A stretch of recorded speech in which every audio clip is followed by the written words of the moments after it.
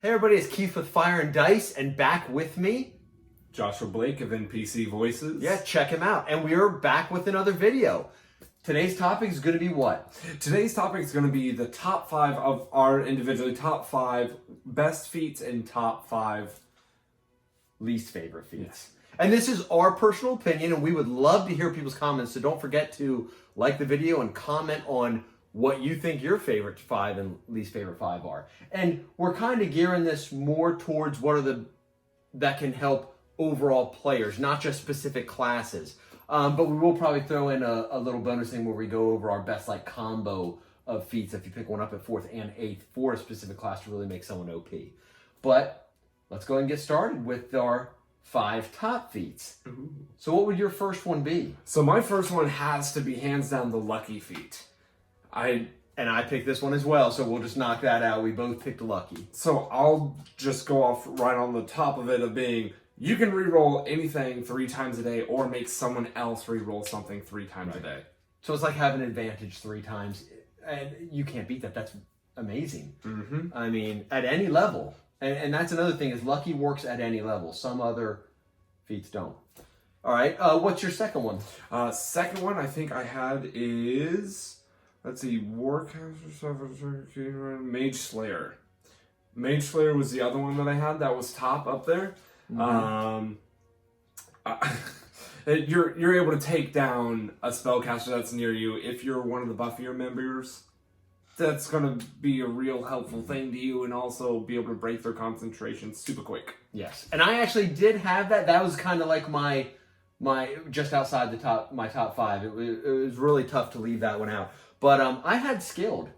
I like that because it gives you proficiency in 3 additional skills, which can... I mean, how many times do you get a skill check all the time? You get more skill checks than you get attacks usually in a session when you think about it. So this can really give you a foot up in a lot of different things, a lot of different areas, plus on top of your background, your racial proficiencies.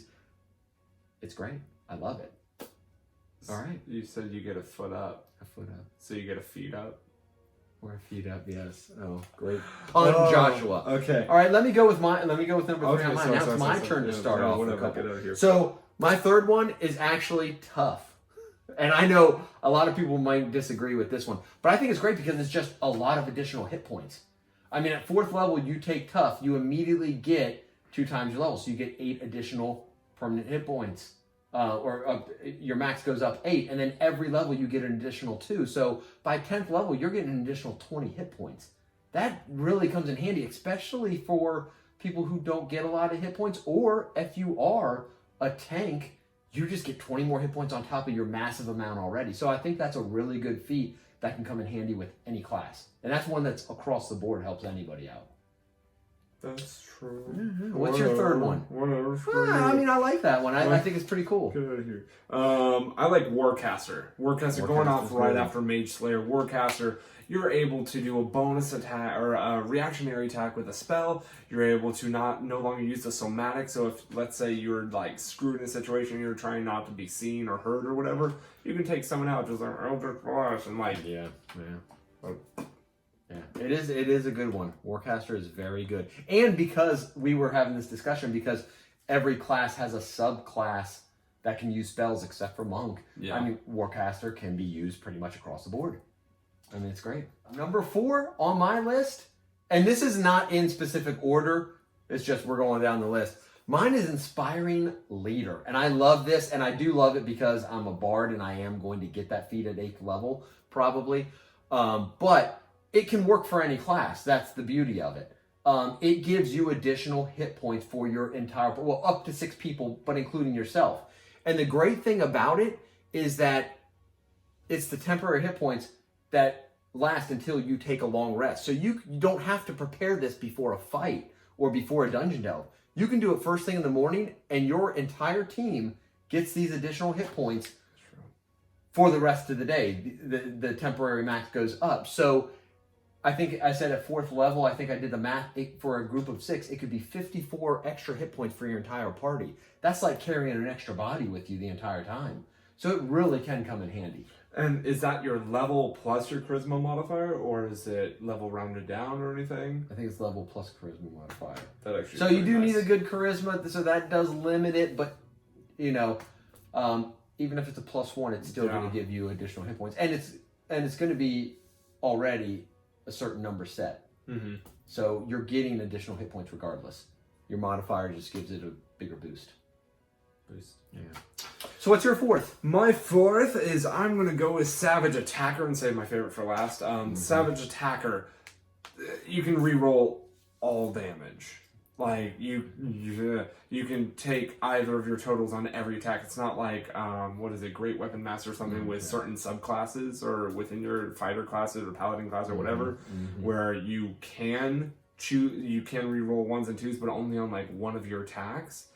Savage Attacker, you can just re-roll and be like, yep, I like that one more. Yeah, it's once a turn, though. Yeah. So even if you attack twice in a turn, you're still only getting to do it once. Is it? Yeah, it's once a turn. Oh. I'm pretty sure. 99% sure. Once per turn. Yeah. Final answer. What's yours? And my fifth and final one is actually probably a big surprise. It's Charger. I like this because, one, it can be used for any class, although it's still going to be more a melee fighter. But basically, you can use your action to dash, so you get that double movement, but you can still use your bonus action to attack.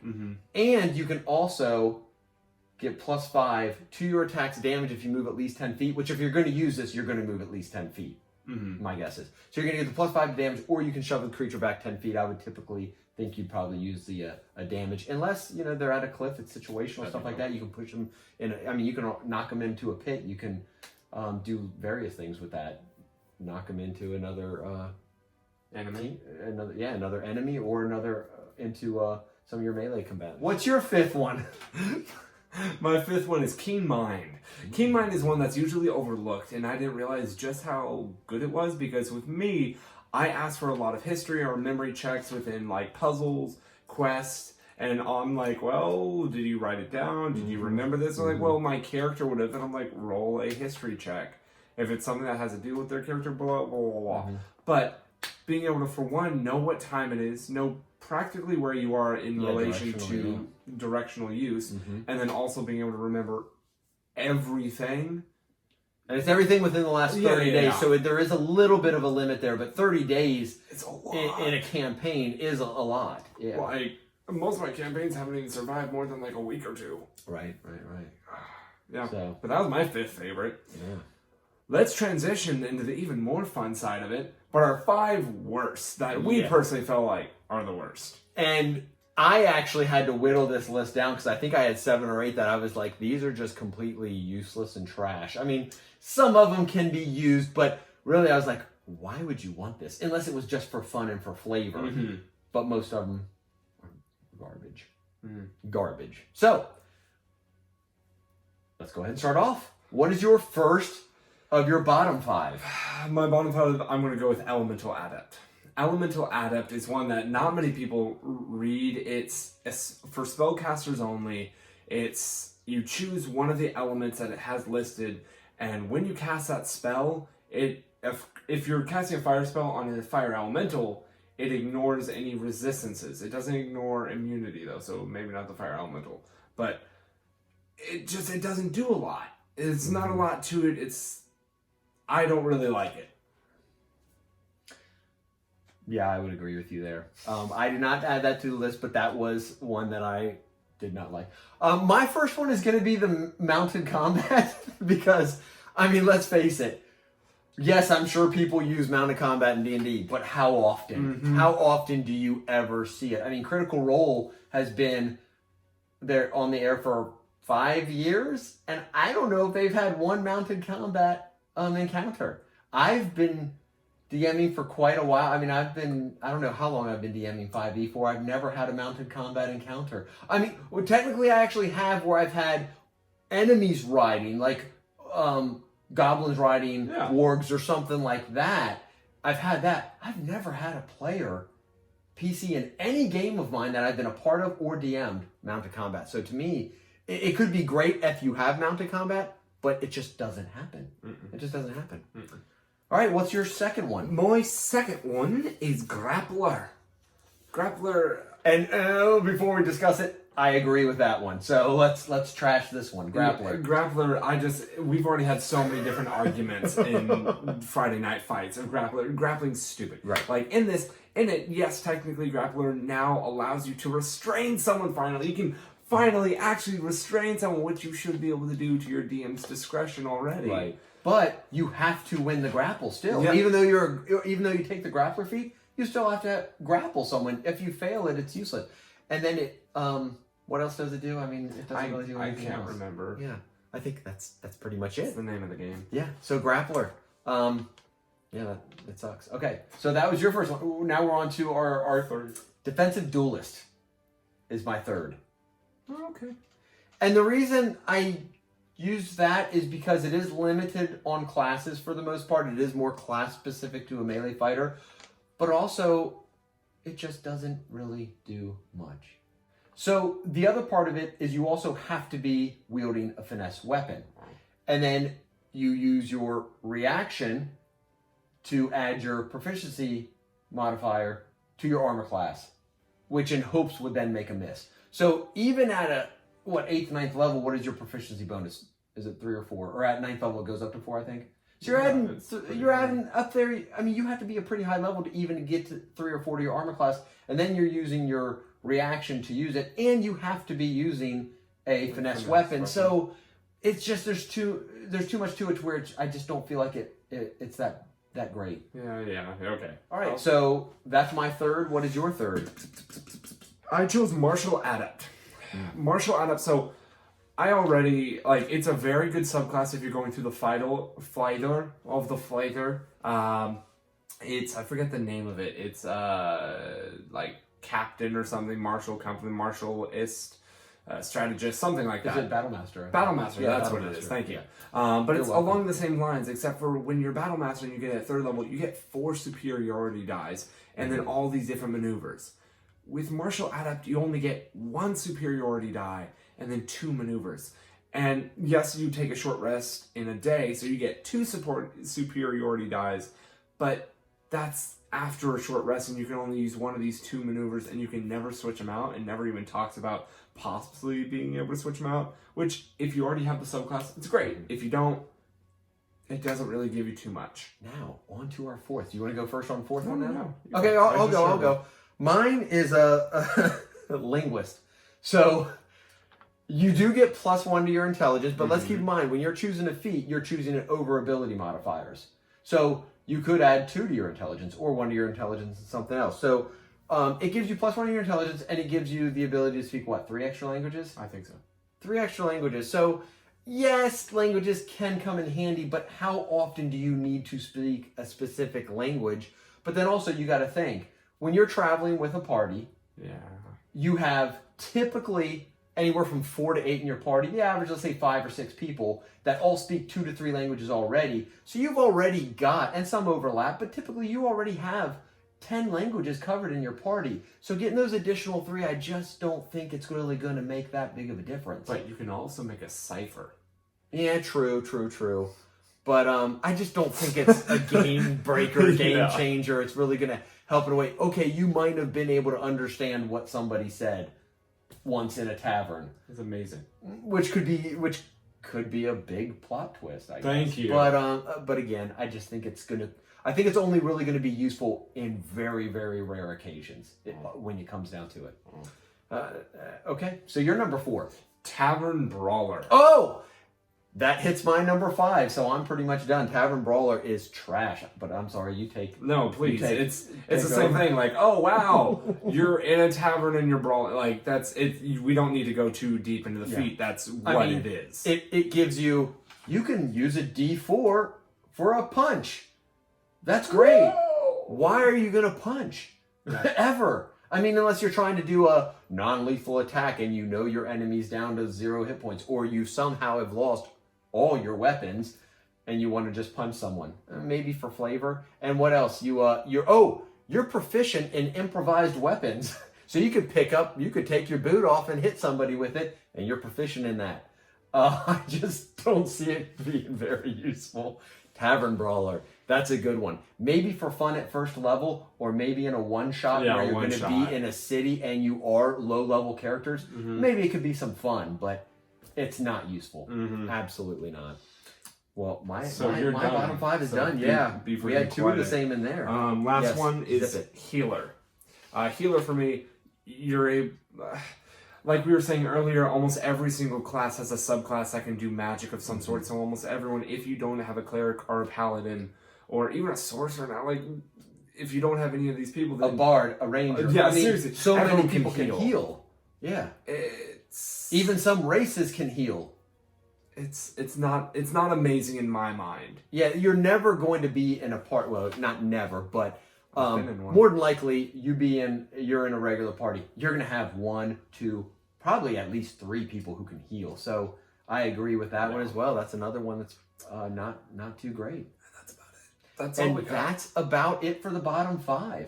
So we definitely do want to hear your comments, any suggestions on what you would add in there and why, or into the bottom 5. Let us know what you think if you agree with the list. I mean, I think a lot of the bottom 5 are more agreeable.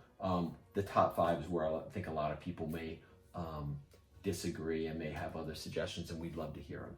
But let's go ahead and do the bonus thing, which we're going to talk about now. We are talking more class specific, like what combo of feats. Let's say you hit level 8, you took a feat at 4th, feat at 8th, and you're trying to just make this character OP with a combination of feats. What would you do? I'll let you go first. All right, so age before beauty. I will go first on mine, and this one definitely could get a lot of people like, no. But I would go with, and they actually were both in my top 5, and I'm thinking, I like this because it could be across the board. Anybody could benefit from this. Any class could benefit this. Skilled with lucky. So you get those 3 extra skills that you're proficient in, plus you get lucky, which means you get to re-roll or basically roll with advantage on 3 skill checks, 3 attacks, whatever, 3 times every long rest, but you're also proficient in 3 additional skills on top of your racial skills, on top of your background skills. So you're proficient in so many, plus you get to re-roll. You shouldn't be failing very often at all on stuff. I mean, you should be succeeding a lot. So, and that can get you out of a lot of sticky situations. So, and again, that could be for any class. That combo works with any class. So it's not even class specific. I love that combination. I'm going to use it with my Viking that I'm going to make. Why would a Viking? Okay. So Vikings can get lucky. They usually do. But mine, I'm going to go into class as well as race with this one. And I like this because you're always about race. Continue. But I would go a halfling, rogue, sharpshooter, yes, and lucky. Yes. So, not only can halflings not roll 1s, you have the lucky feature, you have sharpshooter, so you can be taking people out from a distance. You're giving yourself, and this is something we would have to debate about, but with a rogue, if you have advantage on the attack, you get your sneak attack. Yes. So if you gave yourself your lucky feature, would that count as having advantage on the attack? No, does lucky give you advantage? Lucky gives you the second roll. No. But it gives you can re-roll a dice. It doesn't give you advantage. Okay. Yeah, that's a little different. But still, you're able to never roll 1s as the halfling. You're able to re-roll stuff and possibly get a natural 20 anyways. Yep. And of course, sneak attack is so great anyways. Disgusting. But yeah, when you couple it with that, I mean, a rogue using a crossbow, hiding and using that combination could be very deadly. Oh yeah. Plus 10 to your damage with sharpshooter. Yeah, it's -5 on your attack roll, but if you have advantage, and especially once you get, I mean, look, we're level 4 in our in Fable 42 stream, and I'm a +7 or +8 to hit. Yep. So even with the -5, I'm +2 or 3. Still, and then you could re-roll it. Yeah, that's pretty darn good. Hook, line, sinker. Yeah, it's great. It's great. All right. So that's it. I think those were pretty good ones, and I think we had a couple the same on the bottom 5, and actually we could have had more because we had to both take some out, I think. And on the top 5, I think we had one the same, and that was Lucky. But I also had Mage Slayer just outside of the top 5. So a lot of similarities there in our list. But I hope you liked the video. Thanks for watching. Don't forget to click that like button. Comment what your top 5, what your bottom 5, and what your OP combo would be. Let us know. And yeah, appreciate you watching. Josh, thanks for joining me with this video. Always have fun doing this kind of stuff, and we're definitely looking to get a lot more of these out. Anything else to say? Nope, just try and always put 1 foot forward. Yeah, 1 foot forward. God, he's probably been holding on to that forever. All right, anyways, thanks, guys. Don't forget to follow me on Instagram at fire.and.dice. Follow Josh at NPC Voices, one of the best DMs I know. You got to watch him when he streams. Catch him. We've got another one coming up on Lady Tiefling's channel, I believe, soon. But anyways, thank you for watching. Take care. We love you. We appreciate the support. See you later. See ya.